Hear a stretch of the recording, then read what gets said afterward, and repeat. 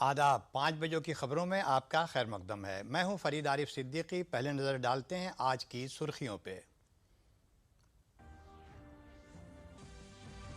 वज़ीर आज़म नरेंद्र मोदी की सदारत में मरकजी काबीना ने किए अहम फैसले। राष्ट्रीय ग्राम स्वराज अभियान को 31 मार्च 2026 तक बढ़ाया गया। 1,65,00,000 लोगों को स्कीम के तहत दी जाएगी ट्रेनिंग। वज़ीर आला योगी आदित्यनाथ ने कोविड-19 के मैनेजमेंट को लेकर टीम 9 की मीटिंग की। आम लोगों की शिकायतों का जल्द तस्फिया करने और हर दफ्तर में सिटीजन चार्टर को नाफिज करने की दी रहनुमा हिदायत। जलियांवाला बाग हत्याकांड की बरसी आज वज़ीर आज़म ने ट्वीट कर अमर शहीदों को किया नमन। कहा उनकी बेमिसाल बहादुरी और कुर्बानी आइंदा नस्लों को करती रहेगी राग़िब। उत्तर प्रदेश विधान परिषद के इंतखाबात में बीजेपी ने रकम की तारीख 36 में से 33 सीटों पर किया कब्जा। विधान परिषद में भी बीजेपी को हुई अक्सरियत।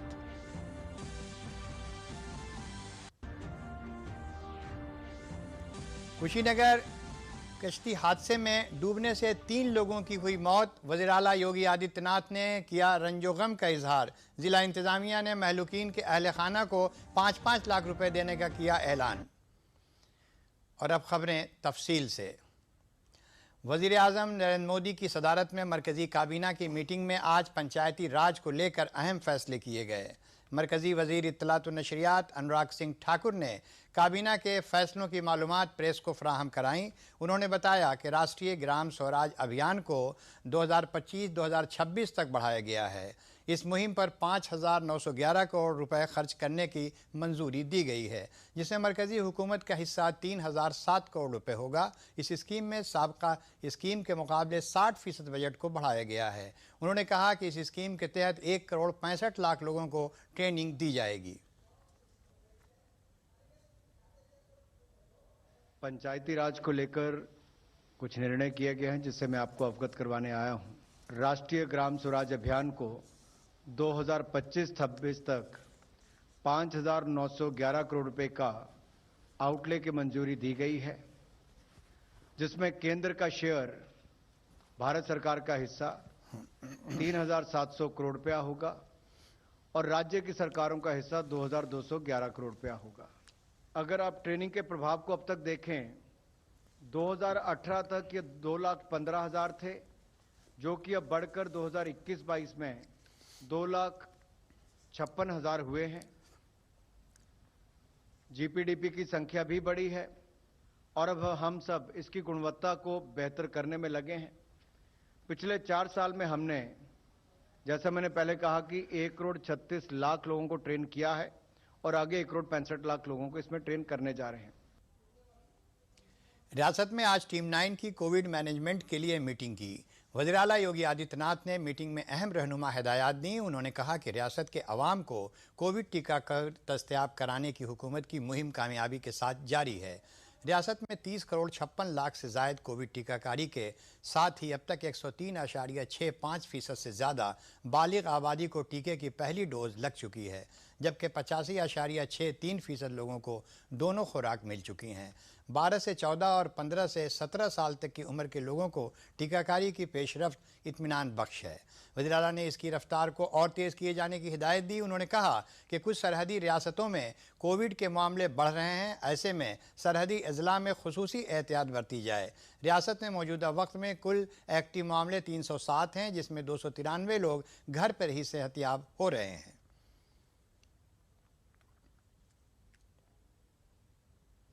उत्तर प्रदेश के नायब वज़ीर आला ब्रजेश पाठक ने आज लखनऊ में बीजेपी के हेडक्वार्टर में प्रेस कॉन्फ्रेंस करके रियासत के महकमा सेहत के ज़रिए किए गए खुसूसी कामों के बारे में मालूमात फराहम कराईं।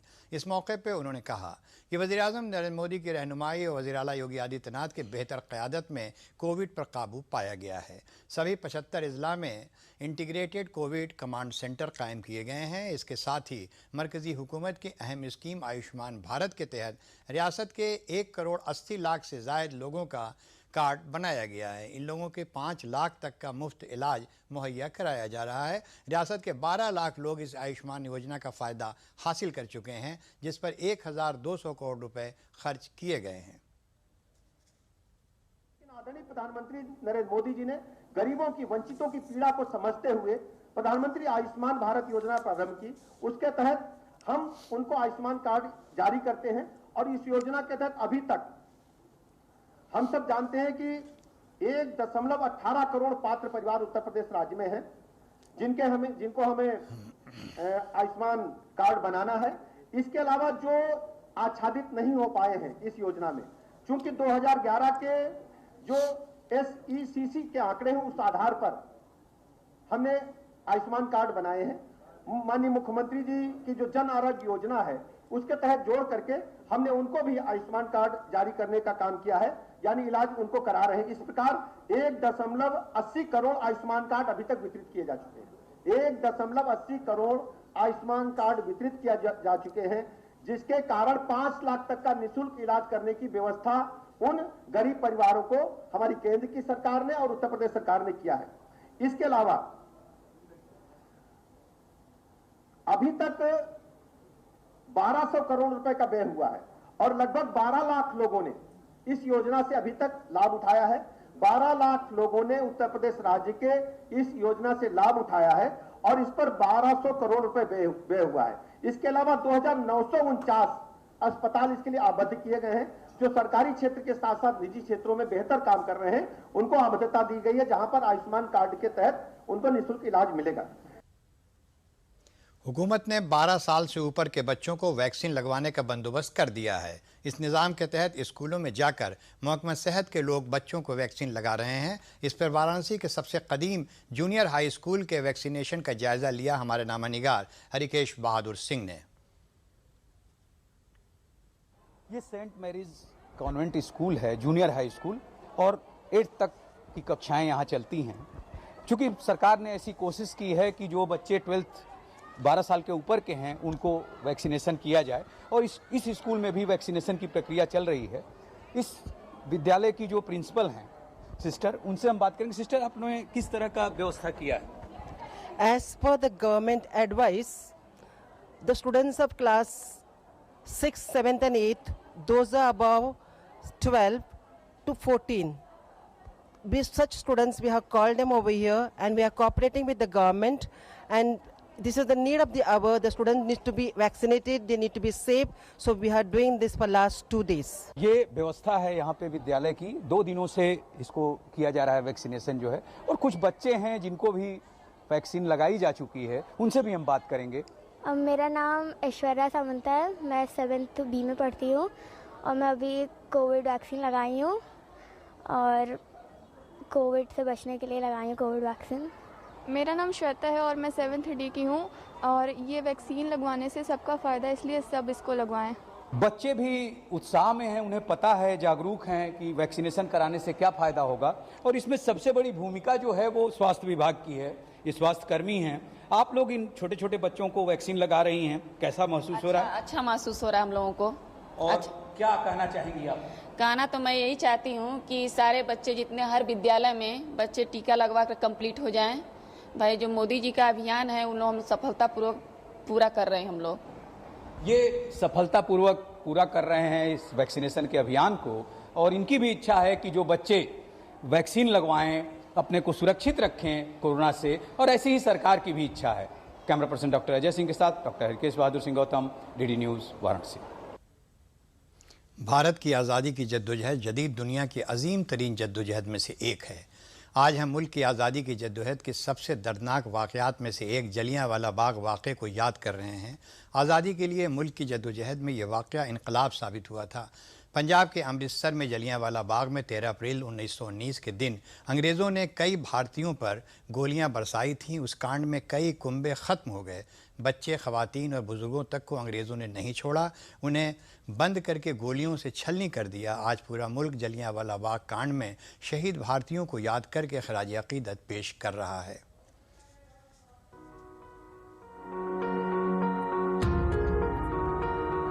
13 अप्रैल 1919 को भारत के स्वतंत्रता संघर्ष की सबसे जघन्य घटनाओं में से एक जलियांवाला हत्याकांड हुआ था।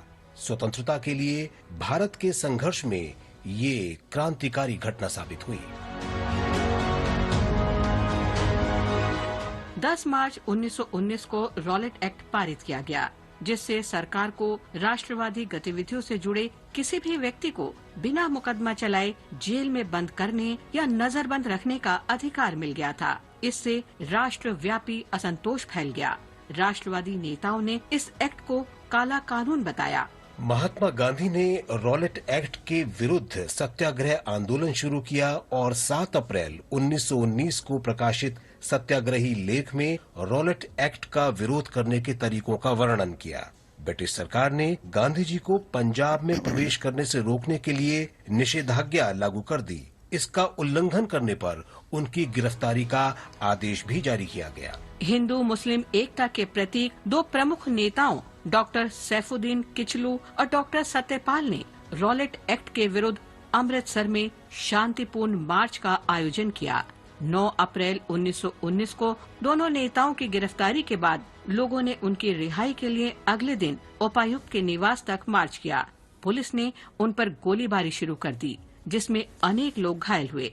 पंजाब के lieutenant governor Michael O'Dwyer ने अधिकारियों को सभी तरह के विरोध को दबाने का आदेश दिया। किसी भी तरह की जनसभा के लिए निषेधाज्ञा के बावजूद 13 अप्रैल 1919 को बैसाखी के दिन लोग ये उत्सव मनाने के लिए जलियांवाला बाग में एकत्र हुए। बैठक में 2 प्रस्तावों पर चर्चा होनी थी।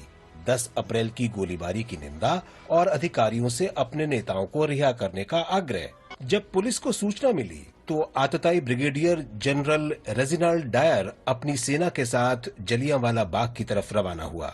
उसने सैनिकों को लेकर बाग में प्रवेश किया और बिना किसी चेतावनी के गोलीबारी का आदेश दे दिया। लोग बाहर की तरफ दौड़े, लेकिन डायर ने अपने सैनिकों को निकास द्वार की तरफ गोलीबारी का आदेश दे दिया। 10-15 मिनट तक अंधाधुंध गोलीबारी होती रही, जो गोलियां खत्म होने के बाद ही थमी। इस दौरान 1650 से अधिक गोलियों के राउंड दागे गए। जनरल डायर ने 291 लोगों के मारे जाने की बात कही, लेकिन मदन मोहन मालवीय के नेतृत्व में गठित समिति सहित अन्य रिपोर्ट के अनुसार गोलीबारी में 500 से अधिक लोग मारे गए। हत्याकांड की सूचना देश भर में फैल गई और विरोध स्वरूप गुरुदेव रविंद्रनाथ ठाकुर ने किंगहुड की उपाधि वापस कर दी। हत्याकांड के दिन जनरल डायर की कार्रवाई को तत्काल पंजाब के lieutenant governor Michael O'Dwyer की स्वीकृति मिल गई और उन्होंने कहा, आपकी कार्रवाई सही है, लेफ्टिनेंट गवर्नर अनुमोदित करते हैं। दोनों ब्रिटिश अधिकारियों रेजिनाल्ड डायर और माइकल ओ डायर को उग्र आलोचना का सामना करना पड़ा। हत्याकांड की जांच के लिए 14 अक्टूबर 1919 को डिसऑर्डर इंक्वायरी कमेटी बनाई गई, जिसे हंटर कमीशन भी कहते हैं। कमीशन ने डायर की कार्रवाई की केवल निंदा की और उसे ब्रिगेड कमांडर के पद से त्यागपत्र देने को कहा। लेकिन भारतीय क्रांतिकारियों के दिलों में बदले की आग सुलगती रही। क्रूर ब्रिगेडियर जनरल रेजिनाल्ड डायर ने मस्तिष्क आघात के कारण 1927 में दम तोड़ दिया, लेकिन पंजाब के तत्कालीन lieutenant governor Michael O'Dwyer को अपने कुकर्म की सजा भुगतनी पड़ी, जब हत्याकांड के 21 वर्ष बाद 13 मार्च 1940 को लंदन में क्रांतिकारी स्वाधीनता सेनानी ऊधम सिंह ने उसे गोली मार दी। स्वतंत्रता के बाद भारत सरकार ने 1951 में क्रांतिकारियों और जघन्य हत्याकांड में मारे गए लोगों के स्मृति में जलियांवाला बाग में स्मारक बनवाया। ये संघर्ष और बलिदान के प्रतीक के रूप में खड़ा है और आज भी युवाओं को देशभक्ति की प्रेरणा दे रहा है। मार्च 2019 में हत्याकांड की स्मृति में यादें जलियां संग्रहालय का उद्घाटन किया गया।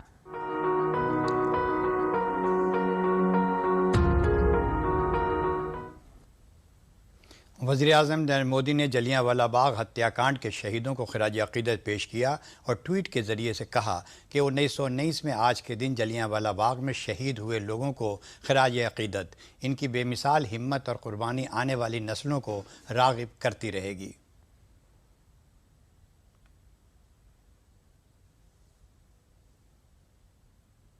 आज़ादी के 75 साल मुकम्मल होने पर मरकज़ी हुकूमत आज़ादी का अमृत महोत्सव मना रही है, जिसके तहत पूरे मुल्क में मुख्तलिफ प्रोग्रामों का इनेकाद किया जा रहा है। इसी सिलसिले में रायबरेली में भी NCC की जानिब से एक प्रोग्राम का इनेकाद किया गया, जिसमें ज़िले के शहीद जवानों के अहल खाना को अलामती निशान देकर सरफराज किया गया। इस प्रोग्राम में रायबरेली के 19 शहीद जवानों के अहल खाना को एजाज़ से सरफराज किया गया, जो 1947 के बाद मुल्क के लिए शहीद हुए। रायबरेली NCC हेडक्वार्टर के सरबराह CO सुहैब अनवर ने बताया कि आज़ादी के अमृत वर्ष के सिलसिले में हुकूमत की रहनुमा हिदायत के मुताबिक रायबरेली के शहीदों के अहल खाना को एजाज़ से सरफराज किया गया।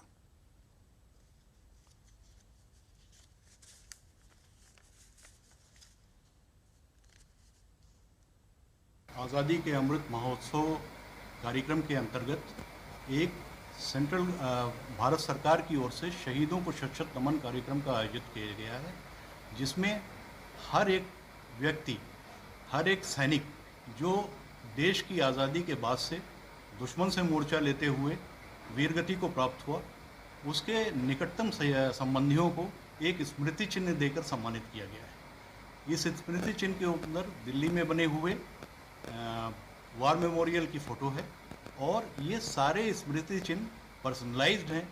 वो इस माने में कि इन स्मृति चिन्ह के ऊपर जिस भी शहीद के परिजनों को ये दिया गया है, उनका नाम अंकित है। हमारे पिताजी 1962 में शहीद हुए हैं। हम उन्हीं के सम्मान में यहाँ आए हैं। NCC वालों ने बुलाया है और यहाँ पे प्रोग्राम हुआ है, बहुत अच्छा हुआ है, आपको अच्छा लगा। कुशीनगर के खड्डा थाने के सालिकपुर में नारायण नदी में कश्ती पलटने से 3 लोगों की मौत हो गई है। कश्ती पर 9 खवातीन और 1 मर्द सवार थे। मौके पर पहुंचे मुकामी लोगों ने 7 लोगों को बचा लिया। इतला मिलने पर जिला मजिस्ट्रेट SP और मुकामी रुकन असेंबली देविका नंद पांडे ने मौके पर पहुंचे। ज़िला इंतज़ामिया ने महलूकीन के अहल खाना को आफात राहत के तहत 5-5 लाख रुपए देने का ऐलान किया है। इस हादसे में वज़ीर आला योगी आदित्यनाथ ने दुख जाहिर किया और बचाव और राहत के कामों के लिए अफसरान को हिदायत दी।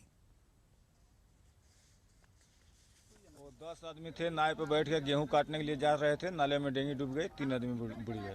3 आदमी की मौत हो गई। 7 लोगों को बचाया गया। 7 लोग को बचाया गया है। कौन कौन इसमें महिलाएं थी? वो 6 लोग महिलाएं थे, 1 मर्द थे। मौत हुई है। 7 लोग सुरक्षित हैं, हॉस्पिटल में उनका इलाज चल रहा है। वो लोग स्वस्थ हैं। लोग तीनों लोग के परिवार के साथ जो घटना है, इसके दुख में हम परिवार के साथ खड़े हैं। सरकार की तरफ से 4-4 लाख रुपया आपदा राहत कोष से तीनों परिवार को देने की घोषणा की गई। इसमें जो उस पर जो लोग खेती कर रहे हैं, वो खेती के पर्पज़ से लोग नाव से पार करते हैं। तो आज जो घटना हुआ दुखद है, क्योंकि वो नाव उनके ऊपर ही पलट गया। जो बाकी 7 लोगों को बचा लिया गया और ये 3 लोगों को बचा नहीं पाए और आगे इसमें कार्रवाई की जा रही है। उत्तर प्रदेश विधान परिषद के लोकल अथॉरिटी हलके की कुल 36 सीटों पर हुए इंतखाबात में 33 सीटों पर बीजेपी को जीत मिली है। इसमें 9 बीजेपी के उम्मीदवार बिला मुकाबला पहले ही मुंतखब हो चुके थे। रियासत की सियासत में गुज़िश्ता 4 दहाई के दौरान ये पहली मरतबा है कि हुक्मरां जमात के पास विधानसभा और विधान परिषद दोनों में अक्सरियत मिली है। विधान परिषद के 100 सीटों में से बीजेपी के खाते में अब 67 सीटें आ चुकी हैं। ये जश्न है जीत का, ये जश्न है खुशी का, ये जश्न मन रहा है लखनऊ में।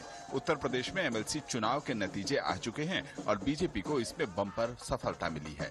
इसके बाद पार्टी के नेताओं और कार्यकर्ताओं ने जश्न मनाया।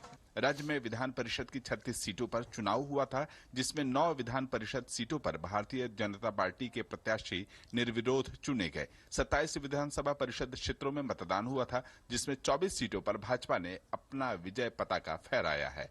यानी 36 सीटों के नतीजों में बीजेपी ने कुल 33 सीटों पर जीत हासिल की है। 2 सीटें निर्दलीय प्रत्याशियों के हिस्से में गई, वहीं 1 सीट पर जनसत्ता दल को जीत मिली है। 36 सीटों पर समाजवादी पार्टी एक भी सीट पर जीत दर्ज नहीं कर सकी है। प्रधानमंत्री नरेंद्र मोदी ने इस जीत पर योगी आदित्यनाथ सरकार और कार्यकर्ताओं को बधाई दी। उन्होंने अपने ट्वीट में लिखा कि उत्तर प्रदेश विधान परिषद के चुनाव में सभी विजयी उम्मीदवारों को बहुत बहुत बधाई। यह जीत एक बार फिर भाजपा के विकास मॉडल और जनता जनार्दन के विश्वास की अभिव्यक्ति है। योगी आदित्यनाथ जी की सरकार के साथ ही पार्टी संगठन से जुड़े सभी कार्यकर्ताओं को ढेरों शुभकामनाएं।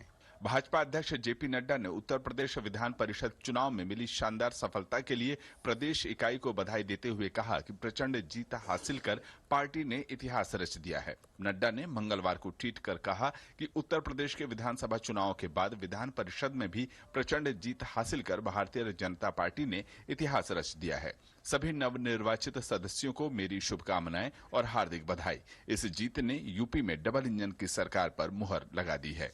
मुख्यमंत्री योगी आदित्यनाथ ने एमएलसी चुनाव में भाजपा की प्रचंड जीत के लिए प्रधानमंत्री मोदी और कार्यकर्ताओं को श्रेय दिया। उन्होंने ट्विटर पर लिखा, आज उत्तर प्रदेश के स्थानीय प्राधिकारी विधान परिषद चुनाव में भाजपा की प्रचंड विजय ने पुनः स्पष्ट कर दिया है कि आदरणीय प्रधानमंत्री जी के कुशल मार्गदर्शन एवं नेतृत्व में प्रदेश की जनता राष्ट्रवाद, विकास और सुशासन के साथ है।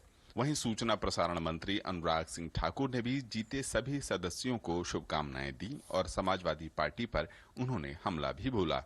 उन्होंने अपने ट्वीट में लिखा कि उत्तर प्रदेश विधान परिषद चुनाव में विजय पताका फहराकर उच्च सदन के लिए नवनिर्वाचित सभी सदस्यों को असीम शुभकामनाएं। एमएलसी चुनाव की प्रचंड जीत से स्पष्ट है कि समाजवादी पार्टी समेत पूरा विपक्ष उत्तर प्रदेश में जनाधार खो चुका है, उनकी विश्वसनीयता खत्म हो चुकी है। भाजपा के प्रदेश अध्यक्ष स्वतंत्र देव सिंह ने नतीजों के बाद प्रेस कॉन्फ्रेंस की और विधान परिषद के चुनाव में मिली भाजपा की जीत का श्रेय प्रधानमंत्री नरेंद्र मोदी, मुख्यमंत्री योगी आदित्यनाथ और भाजपा कार्यकर्ताओं को दिया। प्रदेशवासियों का मैं हृदय से स्वागत करता हूं, मतदाताओं का हृदय से स्वागत करता हूं। माननीय प्रधानमंत्री नरेंद्र मोदी जी, मुख्यमंत्री श्री योगी आदित्यनाथ जी के नेतृत्व में एक बार फिर मिली ऐतिहासिक विजय नए उत्तर प्रदेश बनाने की राह को प्रशस्त करेगी और उत्तर प्रदेश को एक मजबूती प्रदान होगी। यह जीत पार्टी के करोड़ों देवतुल्य कार्यकर्ताओं के निरंतर अथक परिश्रम का परिणाम है। चुनाव नतीजों के बाद भारतीय जनता पार्टी उत्तर प्रदेश विधान परिषद में सबसे बड़ा दल बनकर इतिहास रच दिया है। हाल के विधानसभा चुनाव में 273 सीटों के साथ प्रचंड बहुमत में आई भाजपा ज्यादातर सीटें अपने पाले में कर ली हैं और अब 100 सदस्यों वाले विधान परिषद में उसके पास 2/3 बहुमत है। लखनऊ ब्यूरो के साथ डीडी न्यूज, दिल्ली। सिफर बजट कुदरती खेती रिवायती भारतीय रिवाज से कीमिया से पाक ज़राअत की एक किस्म है। सिफर बजट कुदरती खेती को फ़रोग़ देने के मकसद से फ़तेहपुर ज़िले में ज़राई साइंस सेंटर के ज़रिए एहतमाम शिवराजपुर गांव में एक चौपाल का इनेकाद किया गया। इस चौपाल में किसानों ने हिस्सा लेकर गायों पर मबनी सिफर बजट की खेती की तकनीक ज़राई साइंसदानों से सीखी। जॉइंट डायरेक्टर ज़राअत TM त्रिपाठी ने बताया कि आइंदा वक्त सिफर बजट खेती का है। किसान गोमूत्र पर मबनी खेती करके अच्छी पैदावार कम लागत में तैयार कर सकते हैं।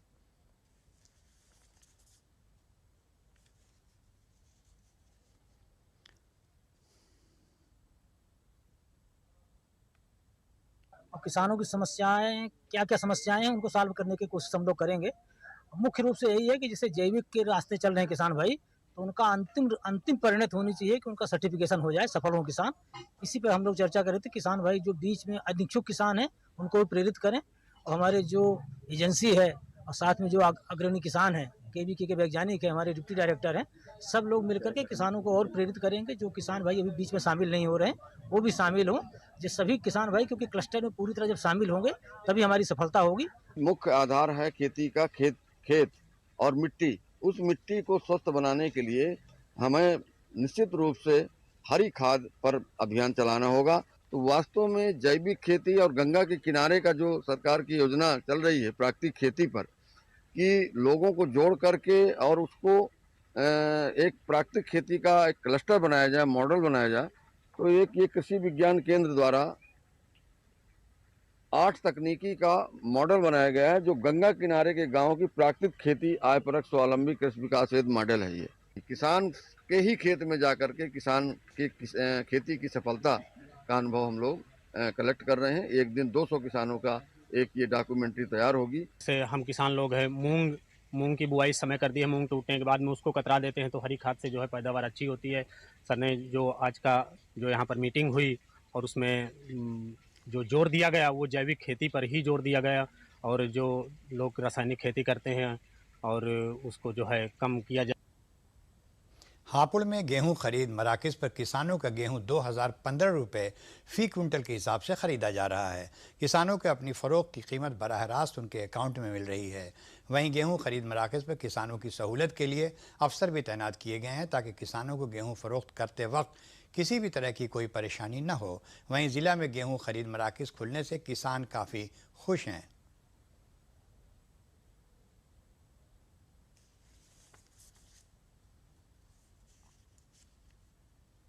नवीन मंडी हापुड़ में क्रय केंद्र खोला गया है खाद्य विभाग की तरफ से।